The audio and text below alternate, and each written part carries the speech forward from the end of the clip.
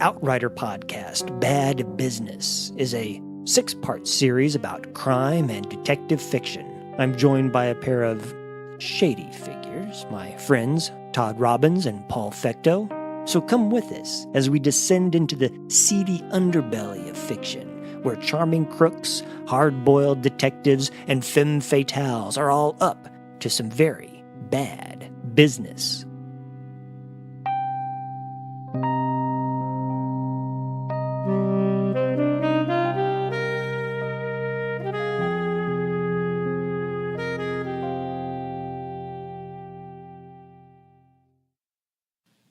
Welcome to episode 2 of the Outrider podcast, our bad business episode. I guess that's what we're going to call it.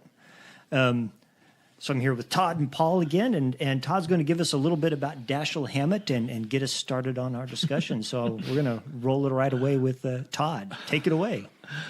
Dashiell Hammett. Well, you changed writers Dashiell on Hammett. Raymond Chandler, Dashiell Hammett. Jeez, the two are often Raymond Chandler in the same category. Right. So Chandler would no doubt have had some kind of a sardonic remark about that. But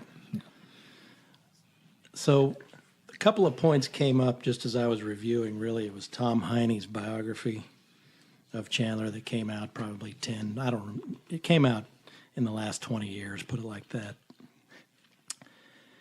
So Chandler, a couple of points seem to have affected his outlook and his writing. He had an American father who was an abusive alcoholic. His mother was Irish, Anglo-Irish, I guess they mean by that, Protestant. But in any case, age 12, Chandler is forever estranged from his father. He and his mother moved back to the UK. And soon enough, Chandler is age 12 down in London, enrolled at Dulwich College. Under the financial purview of an uncle. And it was at Dulwich College that he came under the influence of the kind of a charismatic headmaster. This gentleman's name was Gilkis. And he was famous, and he's been written about by several other people. His themes were morality, one. So immediately we think of Marlowe's his code. 2, Englishness, and 3, intellect.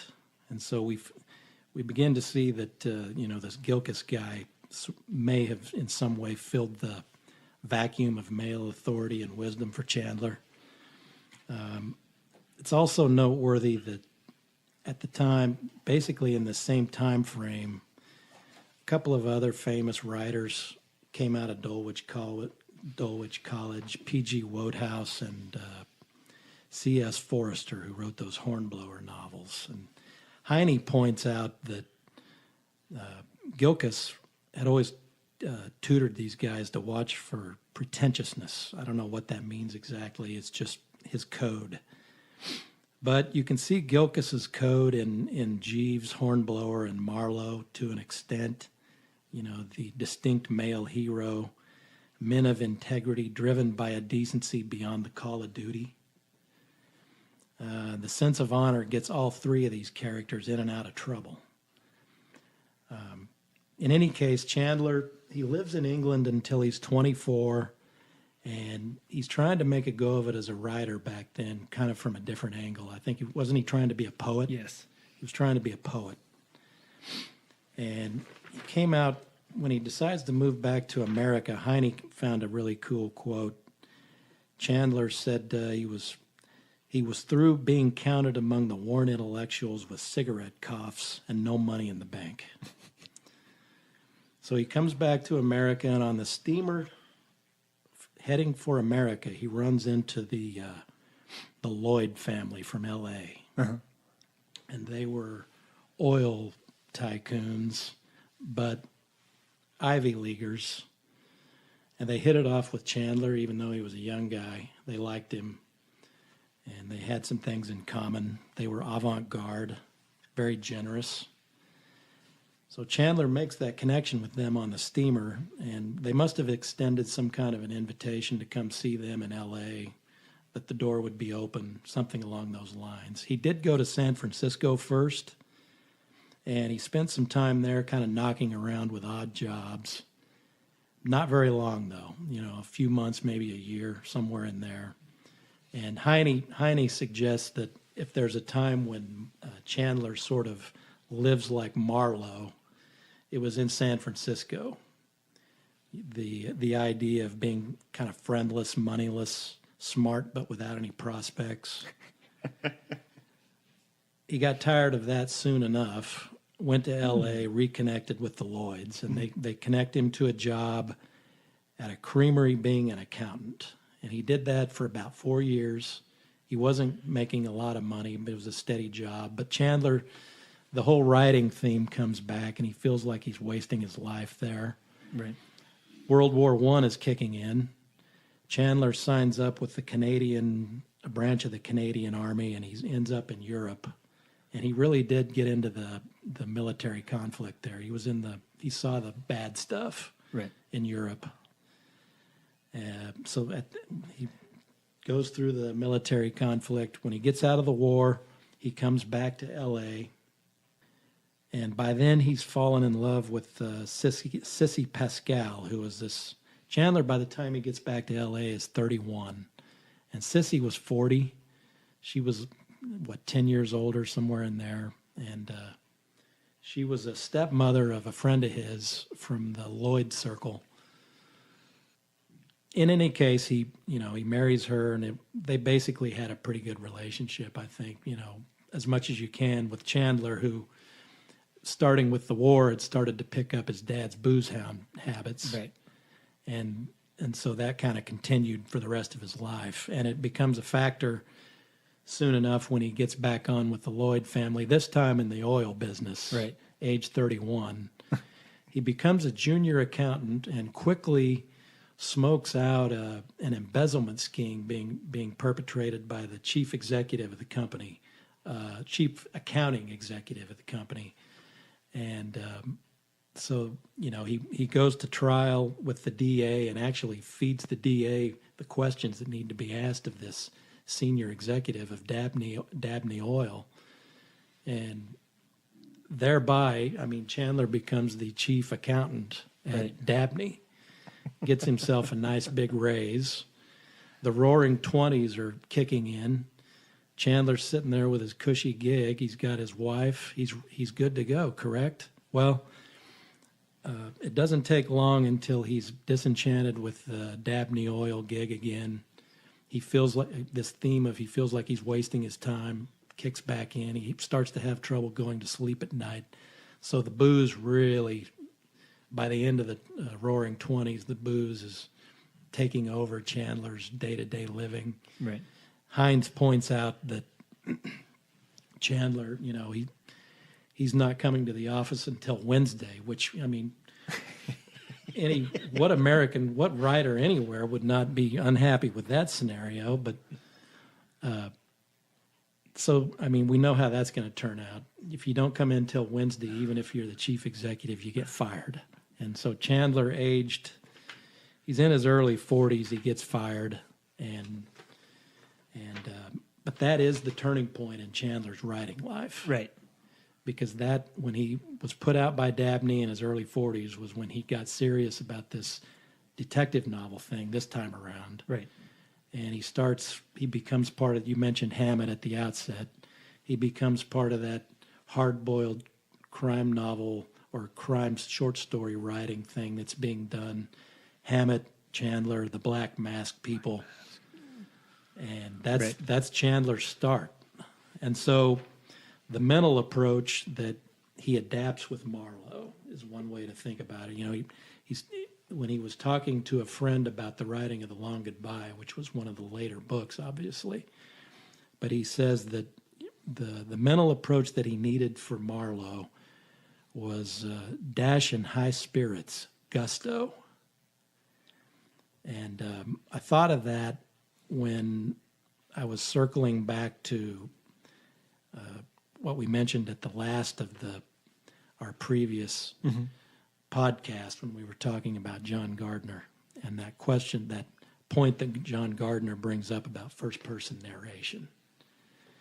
And we asked at the end of that other episode, how is that applicable to Marlowe? And just to focus this question, Gardner says with the first-person narrator specializing in private vision, seeing clearly their own feelings, experience, prejudice. What counts is not that we believe in this private vision as a reader, but that we are sufficiently interested in the speaker that we're willing to follow him around. And so Marlowe is an interesting first-person narrator, I would say. I've got a couple of things written down here, obviously, but what do you think? Well, when I did my brief little research, this in particular, because we are picking up late in his career with this, and this was The Long Goodbye is often called is one of his more personal, reflective novels. Because this is kind of either just after his wife died, or it was, and he's really struggling with alcoholism with this, and you actually have two characters that are kind of stand-ins for Chandler with Lennox and Wade and Lennox, two sides of him. The writer who's questioning his talent and his worth and his oeuvre and where if he's got anything left in the tank, slowly destroying himself, which is what Chandler was doing at that point in his life, right? Yes. It's interesting that he pulled this out because, and still managed to maintain some sense of clarity in his writing. So I've always been fascinated by this one because it compared to the other ones that I've read, he has the most direct commentary on the world in the early 1950s. So, you are getting that personal vision. You're getting that look at, and he's totally disillusioned with the world. Yes, but he's putting that disillusionment in other characters and not Marlowe. Right. Although Marlowe has his moments too. Well, yeah. It's an amazing thing to pull off, I think, that he uses the Marlowe persona to sort of look at issues that are going on in his own life. And so the power of that is you're able to really step outside of yourself and step into this persona of Marlowe and attack these issues that he was dealing with, from cynicism, a sense of failure, a sense of that the world was much more imperfect than he had thought it was going to be. Right. And look at that from an objective perspective with this created persona that he had going on. Gosh, how long had he been doing Marlowe? Was this 10? Well, if he starts in the early 30s and, so a good 10 to 20 years. 20 years almost Right. of being Philip Marlowe, or stepping into Philip Marlowe's persona. Right. Well, and when we get to the prejudice of the first person narrator and the personal bias or the singular point of view, I mean, there are some really nice riffs all throughout Chandler where Marlowe, and Paul and I have kind of had this side conversation going on about our own drafts of our own novels and the step back. Right. In other words, the narrator he's describing what happened to him, or he's involved just in describing a scene. Marlowe's describing who he talked to or where he went, but then there's these points where he steps back, or we could call them asides maybe. But I think he's very good at these. And let me read just one short paragraph. This is where Marlowe is talking about Harlan Potter, which is the rich guy in the book that is pulling all the strings behind the scenes and basically seems to have worked to get the murder hung on Terry Lennox because it was easy, and the cops went for it because the guy's so powerful. So here's Marlowe on just rich guys in general. Guys with $100 million live a peculiar life. Behind a screen of servants, bodyguards, secretaries, lawyers, and tame executives. Presumably they eat, sleep, get their hair cut, and wear clothes, but you never know for sure. Everything you read or hear about them has been processed by a public relations gang of guys who are paid big money to create and maintain a usable personality. Something simple and clean and sharp, like a sterilized needle. It doesn't have to be true. It just has to be consistent with the known facts, and the known facts you can count on your fingers. No. And so there's a bunch of those little step backs in the book. And it's been a while since I've read a couple of the other books. This one seems to be pretty stocked with that stuff. It's been a while since I have too. Yeah. But that was a big reaction I had reading it this time, was that this is a little bit of a different flavor of Chandler than the early books. Right, yeah. Because he is pulling that distance. He's pulling focus out away from, the immediate in the moment and commenting rather than just delivering the narrative. I mean, to a certain extent, I think he does that in the other stuff, just not on such broad topics. Yeah, and I think it could be a product of Marlowe being a little more mature here. I think the Marlowe of The Big Sleep is a much more concentrated existential force. And the Marlowe of The Long Goodbye is a little more self-aware. It's almost like he kind of loses his battle with the moral code. He realizes the moral code that he holds is not going to exist in the external world. And that's what happens over the course of The Big Sleep. And this is a Marlowe who's doesn't expect the world to be that way. Mm-hmm.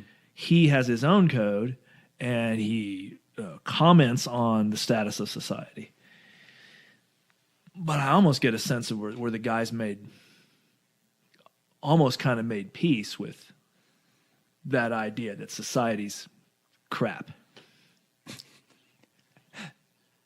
Well, you can kick it around. I mean, it's interesting to me that you're possibly seeing kind of a change in perspective in Marlowe, because and I think you're right.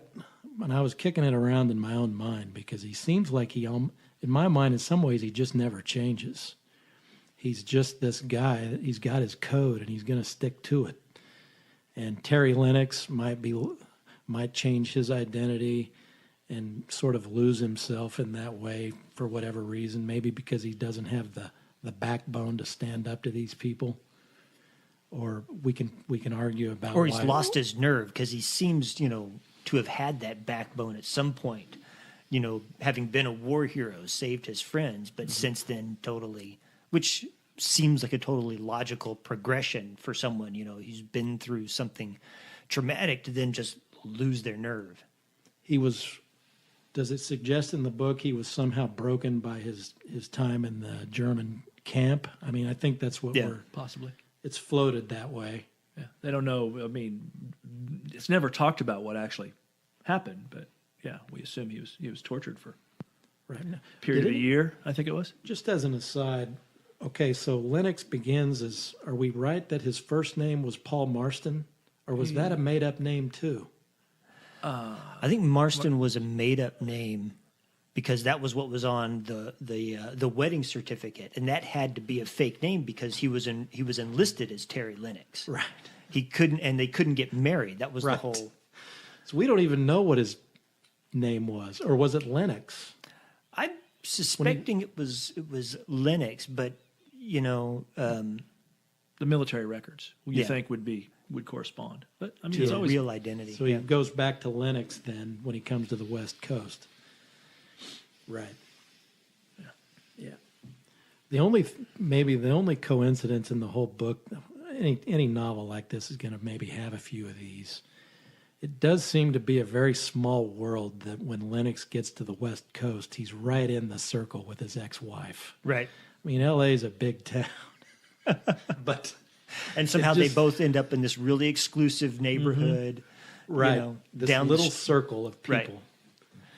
And that does have to be just a coincidence, right?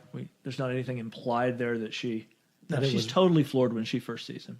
Eileen is. That's what I got from it too. Yeah. So it is just a coincidence.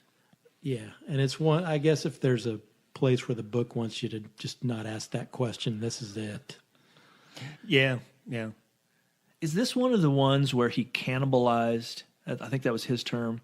He published all these short stories in the Black Mask over the years. He would take the plots of the short stories and string them together, several together, to make the plot of a novel. Huh. Is this one that he did that for? I want to say it is. I want to say he did that in all of them, but It wouldn't surprise I should have me. double checked. But that's why you can't have some of these situations where this story connects to this other story. It's because the two of them at one point were separate, and he has to have a reason that the two come together. Right. Well, Heine does note that in keeping with Chandler's tradition of making a mistake or two in his plots, Yeah. he had done it in The Big Sleep when they went to make the movie. They asked, I forget what the plot point was, but they actually called him. Chauffeur. What did they ask? It's not clear in the novel who actually kills the chauffeur. There's actually a couple of people that could have done it. Right. And supposedly Faulkner Faulkner was or working- Brackett, Leah Brackett. I think Wilder's on it for sure. Okay. They got to the point where they were so frustrated they called Chandler on the phone and said, "We don't know who killed the chauffeur." And Chandler was indignant. It's like, "Read my book, you fools!" But he and didn't know either. And they pressed him, and he finally went to the book and starts thumbing through the pages and says, "Gosh dang, who did kill the chauffeur?" He doesn't know. Yeah, it's just sort of a gap. I mean, And this Right. book, The Long Goodbye, was published in the UK first, and it has a couple of mistakes in it. And I didn't need notice. to go back and review, but because the American version, they found them. I see. So the American version, they were edited out. Right. But so I don't know if that's a result of some of the cobbling together of plots that Chandler had done or not. I'm pretty sure he did. I don't remember double checking in this, but I think on all the novels, Right. he would grab a subplot or the main plot of a short story and turn it into a subplot in the novel. Okay, so keeping with Gardner's whole thing about the first-person narration, let me just hit a couple other points I noticed. I mean, Marlowe and one-liners. Yeah. Yeah, trademark. I wrote down two. There's no trap so deadly as the trap you set for yourself. Right. And then this, I love this sentence on page 330. Just this broad brush, biased, totally, okay, I'll just read it. Americans will eat anything if it is toasted and held together with a couple of toothpicks and has lettuce sticking out of the sides, preferably a little wilted. Yeah. I mean, there's no way to even back that up. It's just Marlowe sounding off. Thanks for telling us how you really feel there. Yeah. You could put that in a meme and put it on Twitter. Probably go a long ways with that. He's just in a bad mood. Yeah, he just Types out the sentence. firing it off. Yeah. But that's part of what makes the book fun to read. So if I guess if we're talking to writers and you're doing a first person speaker, maybe it doesn't hurt to lay in a few of those. Yeah, it's just I guess I think the reason I always avoid first person is because if I don't, one thing Chandler is able to do is he's able to keep those one-liners to Marlowe, and I wouldn't be able to do that. I would just be throwing them out all over the place. Everybody would get a damn one-liner just because, well, within the context, that would, well, maybe not, and that I admire that kind of self-control. He does manage to make them stand out rather than just flood the book with them. Yeah. Yeah, so when he does throw one out there, it hits. Yeah. So what about Marlowe's ability to penetrate the unseen? Are we interested in that? Is that one of the reasons we're following Marlowe around? I don't know. There's this sense that he's going to do it. Right. Whatever's going on in this plot or this. I think it might need you to explain to me the penetrate the unseen thing a little bit more. Okay. What do you mean by that? Okay. Let's talk about Lennox then. Uh-huh. And the original setup, which is Marlowe sort of being with his code. He just helps Lennox along, and soon enough we're drawn into this murder plot. Right. And on the surface, Lennox does look, I mean, if you're just a normal person that's not used to this kind of stuff, when Lennox shows up at your door and his wife's been murdered and we find out that she was sleeping around, he does rather look like he could be the culprit. Right.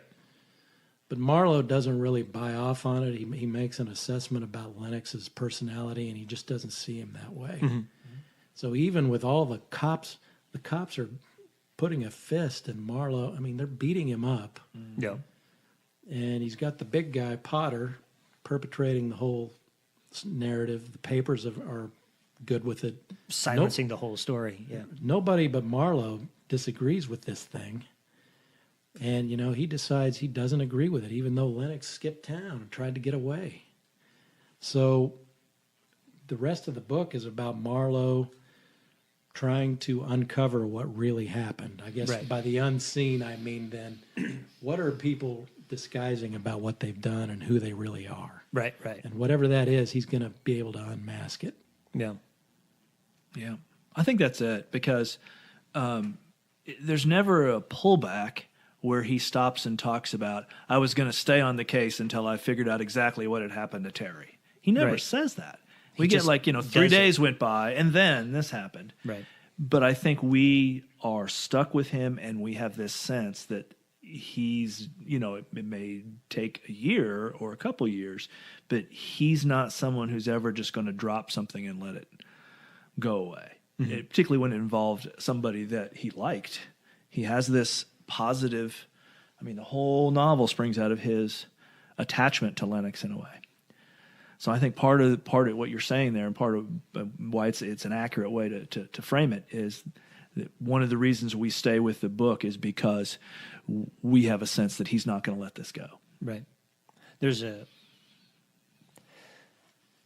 interesting that Marlowe has a certain depth of empathy and intuition to things that you don't normally associate with a hard-boiled detective, but that's the thing that seems to drive him the most, is this sense of this able to connect empathetically to in particular Terry Lennox, and a lot of it's intuition. He doesn't know squat about Terry except for the drinks he's had. Yeah, he does. So now I see what you're saying by penetrate the unseen. It's pure intuition. He's just one thing that's been bugging me. What the fuck was in the suitcase? When he puts it in the closet, there talks about it being heavier than what it should normally be. Isn't the suitcase still? What happens to the suitcase? Right. That's like a red herring MacGuffin thing. He takes it with him to Mexico, and you never bring it up. It never shows up again. But there was something in the suitcase because Marlowe comments about it being heavier than what you would expect that suitcase to be. We never find out, do we? Was it the gun? Seems like there's something that involves planning. Was it money? Was it because he didn't want anything to do with it, and Marlowe made him take it? Those $5,000 bills wouldn't weigh that much. But it could be money. Of them. But maybe you wouldn't want to carry around a whole bunch of those. So maybe he's got stacks of ones in there. I don't know.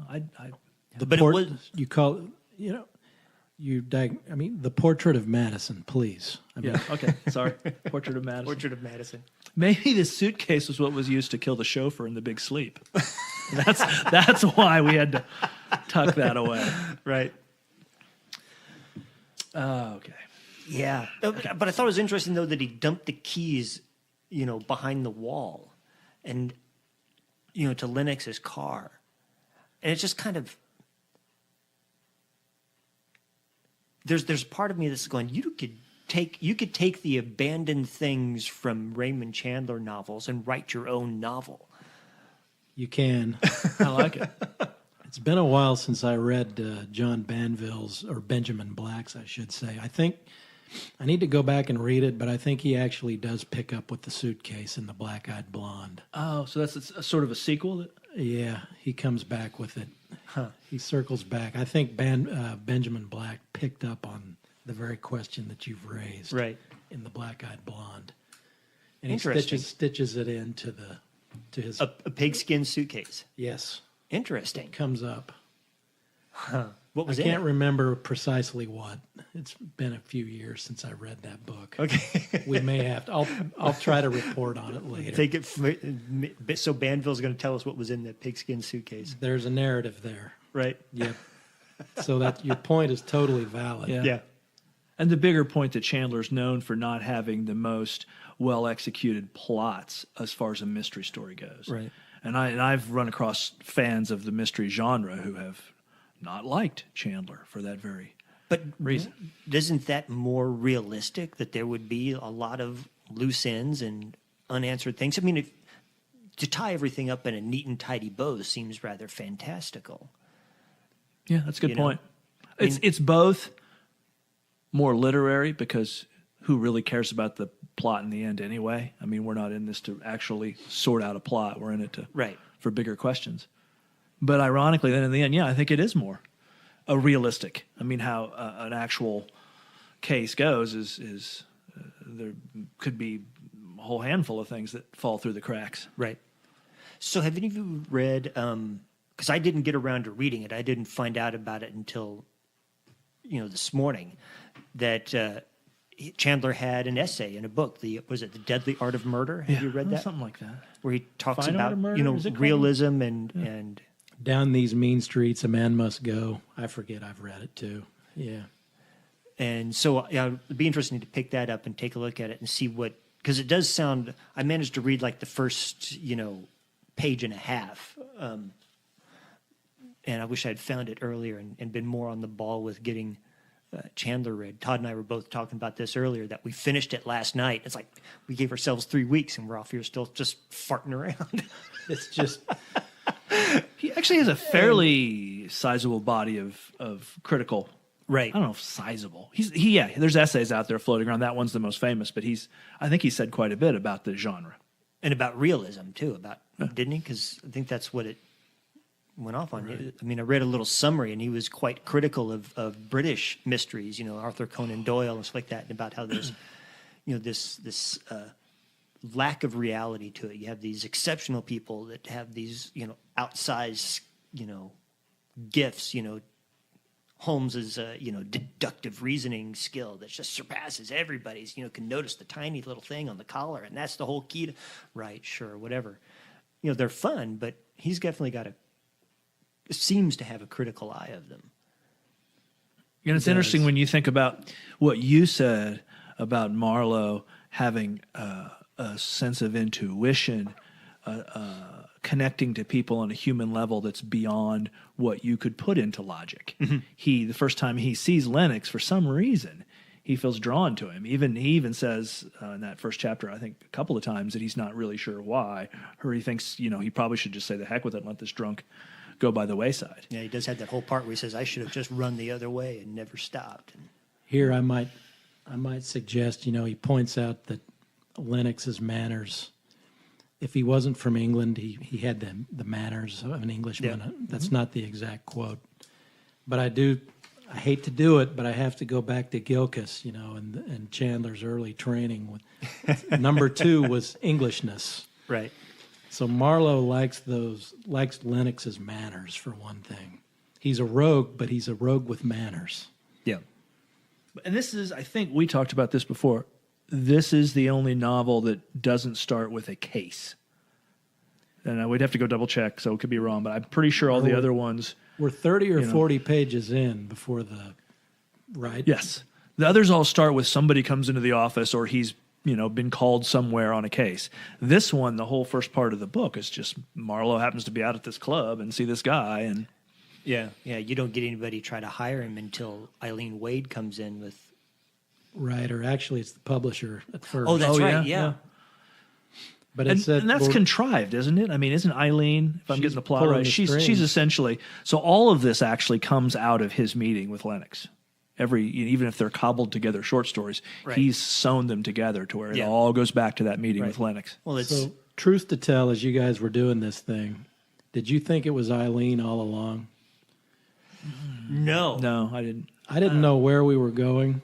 I didn't know where we were going either. I thought it was Wade. They just got drunk and went down there. And Yeah, and this is like the second time I've read it, and Me too. And I was like, but it'd been I so long that forgot. I'm like going, oh yeah, I'm with you. I had read it a long time ago, and so I forgot how it worked out exactly. I remembered that Lennox comes back at the end. Yeah. But Yeah. Back to my point that it's not the plot is not the reason we read this book. Even though there's an interesting plot and we could, sit here and talk about it. right. It's the thing that stays is the Marlowe's character and his Right. critique of society and his place in society and not so much who done it. Yeah, but I don't know. Maybe that as a writer is the way to approach it. I think if you overplot a mystery novel, then it can become predictable. I That's like my that opinion. point. My mystery detective novel reading is limited. That's why we're having these conversations. But you guys that read more of this. Those overplotted guys, are they predictable? I don't give a damn about plot. I'm not saying anything bad against the mystery fans who do. If that's your thing, that's great. But I personally, just don't care. I think that it's fun if you have a good plot, and Mm-hmm. it can't hurt one little bit to have a good plot, especially in a detective novel. Right. What can it hurt? You might as well give yourself every chance you can. But the things that we decided to talk about this afternoon were, Marlowe's delivery, his tone, his ability. I haven't even said it yet. He's a good describer. Marlowe's he's a very good describer. Yeah. Well, I appreciate and all of those things Yeah. matter a lot.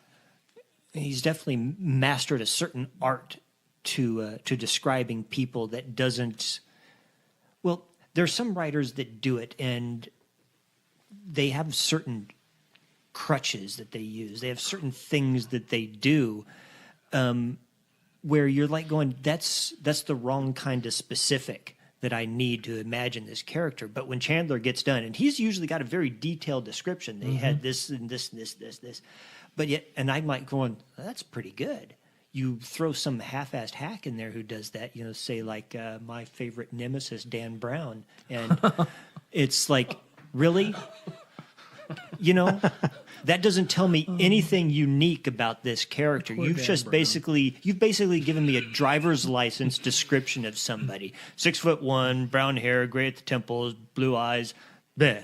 It's like, okay, fine. That's, any thousands of people out there. Chandler gets done with describing somebody, and he waxed. What was it? I wish I had marked the page. It was like there's like half a page where he just waxes, nostalgic, romantic. Has an epiphany when it's Talking Eileen about Wade. Eileen's first appearance. Yeah. Oh, okay, what about, I like this, and this is a bit of a step back too. There are blondes, and blondes, it is almost a joke Right. word nowadays. That's what I'm All thinking of. blondes have their points, except perhaps the metallic ones who are as blonde as a Zulu under the bleach and as to disposition as soft as a sidewalk. He goes on for about Yeah, two more that's great. paragraphs. Right. That is. Yeah. Yeah, So I right, we're into this descriptive power where it's like the sandwich that I mentioned earlier. He's just throwing in this, it's his tone and it's his outlook being mixed into the description, right. perhaps. Yeah, his descriptions definitely have a point of view. Right. From his opinions about the world and about people come out in those descriptions, whereas most writers don't. If they go into that, if they try to go into that kind of detail, it's just flat, just nothing there. Right. Yeah. That's impressive. I'd like to master that, but I don't think I can. It is, because you're right. It's across the board. It's not just physical description or details about a character. It's when he starts to lay out an opinion, a criticism of society, that it seems to be always something striking, even though he's just talking about women and their personalities and appearances in a way that a lot of other writers have done in a really inferior way. So the last kind of step back that Marlowe excels at is when he needs to step back and do mood. In other words, we're at the end of a traumatic episode or something, and he goes home and he's reflecting, and then you get these. Here's a mood step back, let's call it. I was as hollow and empty as the spaces between the stars. When I got home, I mixed a stiff one and stood by the open window in the living room and sipped it and listened to the groundswell of the traffic on Laurel Canyon Boulevard and looked at the glare of the big angry city hanging over the shoulder of the hills through which the boulevard had been cut. Far off, the banshee wail of police or fire sirens rose and fell, never for very long completely silent. 24 hours a day, somebody is running, somebody else is trying to catch him. Out there in the night of 1,000 crimes, people were dying, being maimed, cut by flying glass, crushed against steering wheels or under heavy tires. People were being beaten, robbed, strangled, raped, and murdered. People were hungry, sick, bored, desperate with loneliness or remorse or fear, angry, cruel, feverish, shaken by sobs. A city no worse than others, a city rich and vigorous and full of pride, a city lost and beaten and full of emptiness. Yep. Yeah, that one stuck. So a mood step back, Right. but a good one again. Yeah. Yeah. So, it's real easy to see, to kind of loop this back to Paul's, breakdown of the types of detectives that we started off with. This kind of, that's an obvious existential moment, right? But this whole book is predicated, this whole story that he tells here is the personal. So, with that blending and it seems that we're suggesting that this blending of these two types of detective story is what kind of gives this the power. It's this personal journey that Marlowe goes on, but he's having this big existential overhang on it. Mm-hmm. And that's why I say I feel like this is a little more complex in that sense than The Big Sleep. I still think The Big Sleep is sort of the core novel as a hard-boiled novel. Right.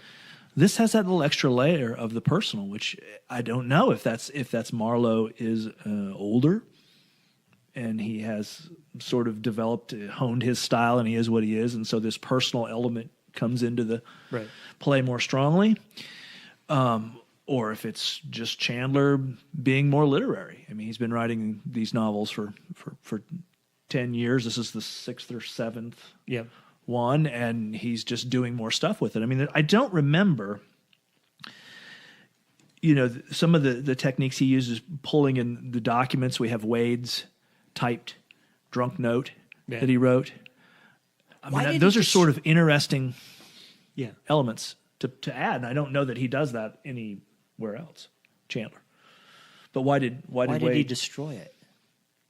That's one thing that I've kind of always been puzzling about is why did he destroy the I don't remember what juncture he does that, but the idea at one point is that after Wade shoots him, or after Wade is dead, he destroys the note. That it's read the right way, the note could indicate that Wade was guilty, or at least is consistent with Wade having done something. Because doesn't the note talk about a good man died? A good man died for him, which he thinks Lennox took the fall for his murder. Well, he doesn't know if he killed, but he thinks he did. When Wade knows that he didn't do it, or does Wade know? I don't think Wade ever. I think Wade.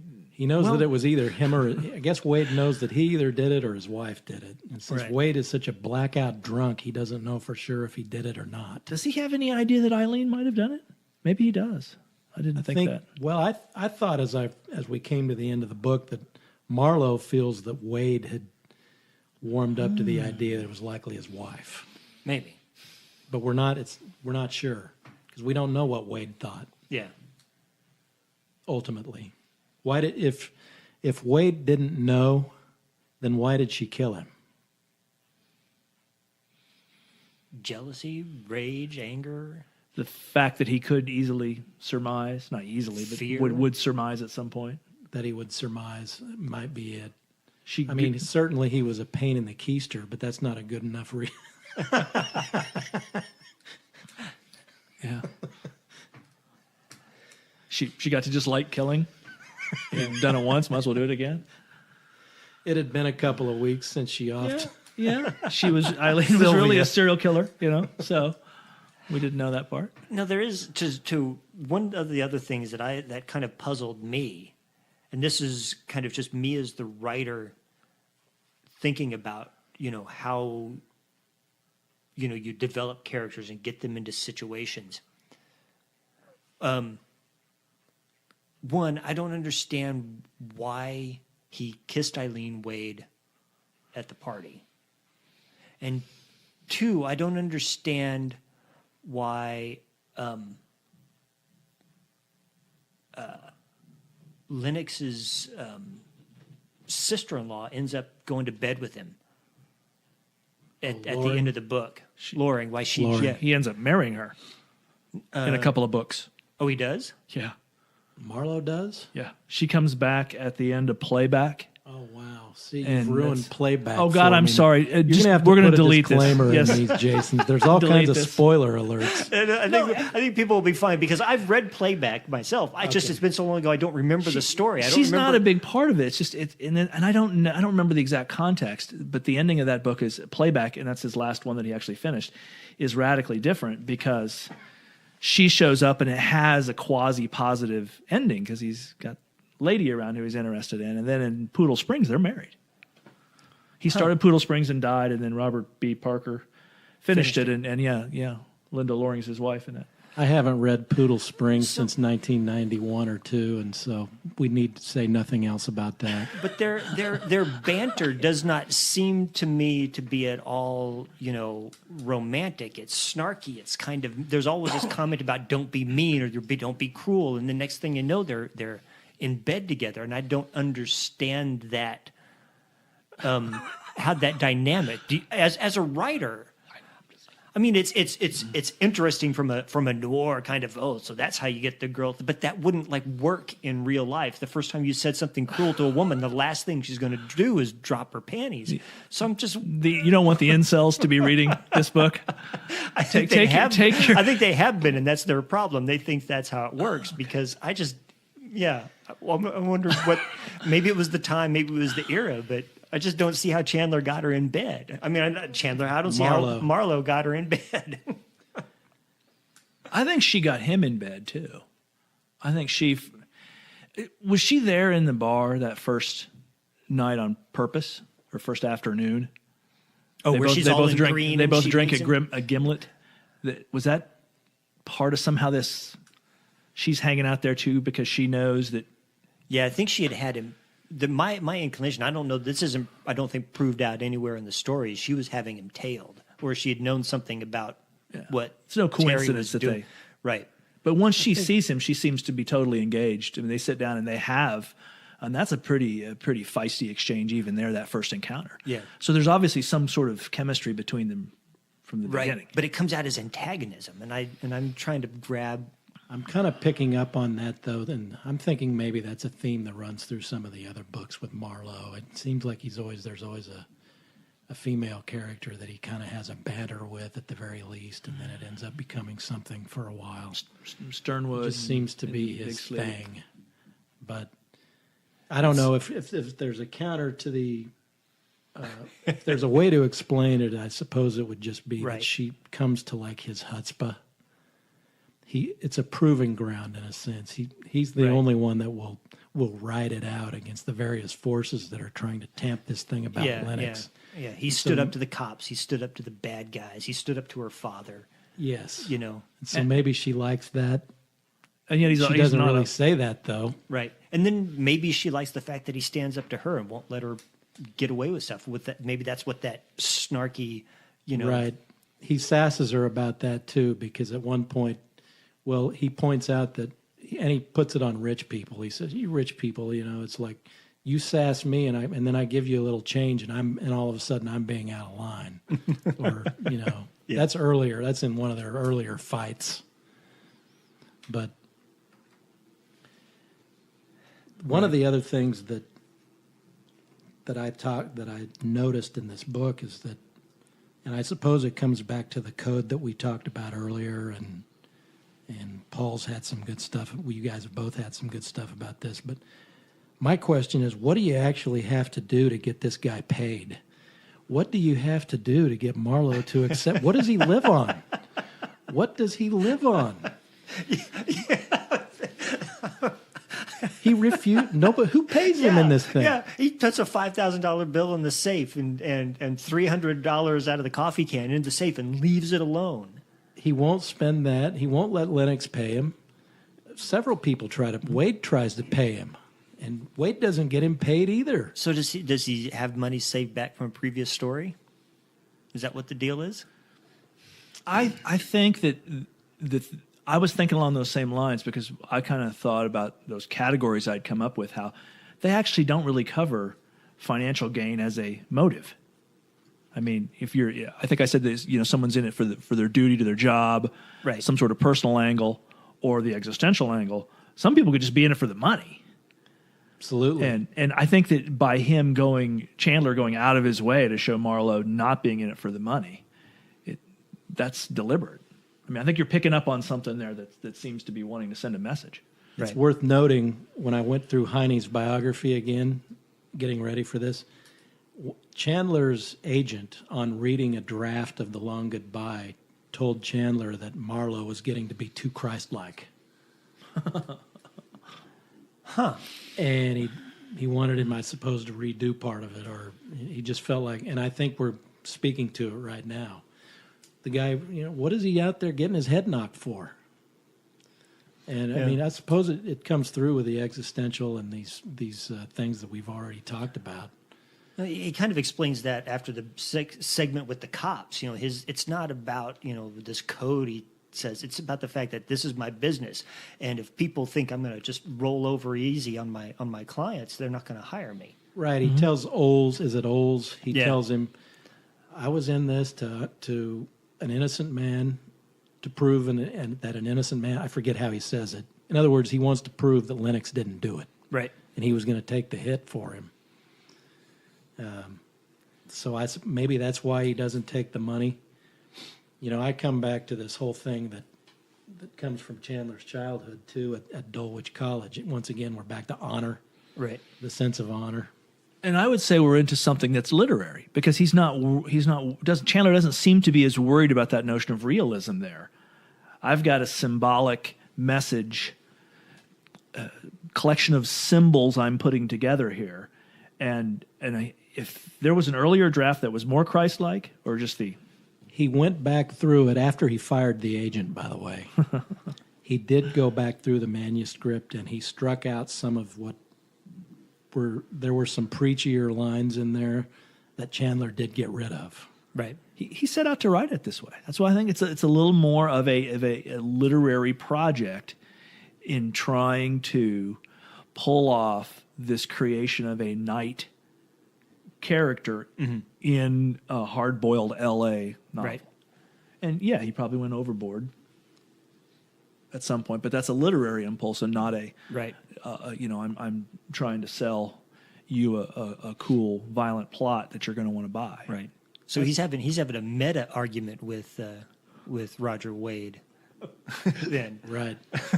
I happen to notice that, oddly enough, that the only time that the word literary is used in the novel, it only comes up in sort of negative context.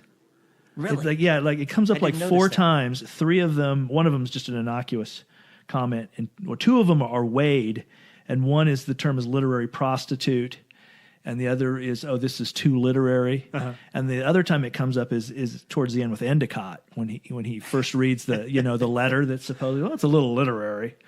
So the word literary only shows up in negative context in the novel. Yet Wade kind of hates himself, at least in part, because he's a bit of a hack. Right. He's not literary enough. Yeah. Yeah. But it seems a tension. And you got, Amos, the chauffeur? I think he's a chauffeur. And they're talking about T.S. Eliot. Rock. Oh, yeah. So there's just this real I really loved how he brought that back in, too. the guy's just quoting lines and somehow worked. Yeah. And Marlowe, the cops, and irreverence. So Marlowe has this code. He's the romantic. Right. He's honorable, yet he's got this irreverent quality about him too. And he does get dusted up pretty good by the police early on in the book, but he's been battered around throughout this whole series. When doesn't Marlowe get pummeled by the cops in one of these books? no Blue Lives Matter stuff here. Right. Yeah. Well, should we point out that you actually pulled a line out that was my to favorite tweet quote. about. There are places in the world where cops aren't hated, but you wouldn't be a cop there. But in those places, you wouldn't be a cop. Says that to that detective that punched him in the face. So. Right, and he keeps coming with these digs. On page 338, cops never say goodbye. They're always hoping to see you again in the lineup. Yeah. And let's not forget the Last last line of the book. Yeah. We get another dig at the cop. I mean, he saved it for the last line of the book. And yet the whole thing is so melodious too because he brings the word back, goodbye. I never saw any of them again except the cops. No way has yet been invented to say goodbye to them. Right. Yeah. Well, he doesn't have. Not all of his cops are bad. I mean, Oles seems to be a True. decent cop, and Hernandez, who does his interview, seems to be a decent cop. But True. The L.A. police and the sheriff that.